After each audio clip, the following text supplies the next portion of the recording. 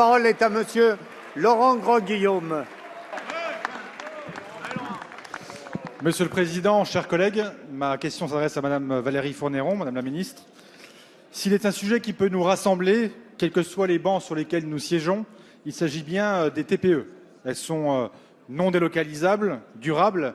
Les entrepreneurs individuels, artisans, commerçants, professions libérales représentent plus de 2,5 millions dans notre pays.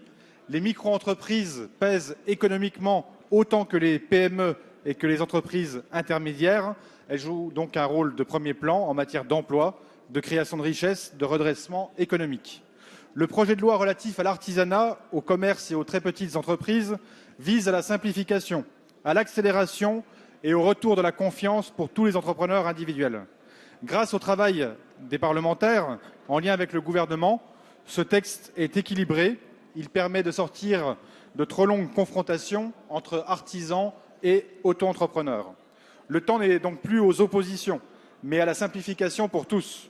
Fusion des régimes auto-entrepreneurs et micro-fiscales au 1er janvier 2015, c'est-à-dire élargissement de la simplicité, baisse des cotisations minimales, vérification de la qualification des assurances pour la protection du consommateur et enfin un statut juridique unique. Il s'agit bien de passer du parcours du combattant au parcours de croissance. Des amendements ont été adoptés dans le cadre des discussions, notamment au Sénat. Un amendement voté présume le lien entre un auto-entrepreneur et son donneur d'ordre comme un contrat de salarié. Cette présomption de salariat déguisé serait une mesure de complexification et créerait une insécurité juridique pour tous les travailleurs indépendants dans notre pays, d'autant plus qu'il y a environ 1500 contrôles par an de l'URSSAF et seuls 2 à 3% de situations ont été reconnues comme telles. Ensuite, un autre amendement prévoit d'élargir la gestion du stage préparatoire à l'installation en dehors des chambres des métiers et de l'artisanat. Aussi, Madame la Ministre, je souhaite connaître votre position sur ces deux sujets dans le cadre des discussions qui continuent et du dialogue qui est engagé. Merci. La parole est à Madame Valérie Fournéron, secrétaire d'État chargée du commerce et de l'artisanat.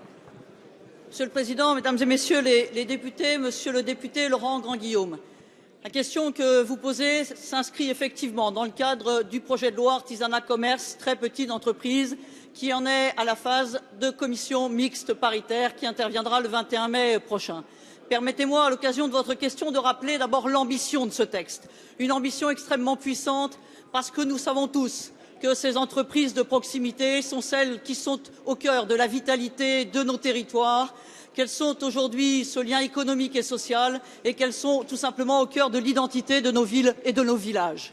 Cette ambition, elle a largement rassemblé au moment du texte, ici à l'Assemblée nationale comme au Sénat, un texte qui avait été porté par Sylvia Pinel, largement rassemblé les parlementaires et l'ensemble des organisations professionnelles, avec des buts très clairs, à la fois conforter le commerce de proximité, permettre également de moderniser l'urbanisme commercial, de clarifier le statut des artisans et, comme vous l'avez évoqué, et grâce à la qualité de votre travail que je veux saluer, avoir une simplification et une harmonisation de l'entreprise individuelle, aller au 1er janvier 2015 vers un modèle, une entreprise unique, une micro-entreprise unique, avec la fusion auto-entrepreneur, micro-social donc et micro-fiscal.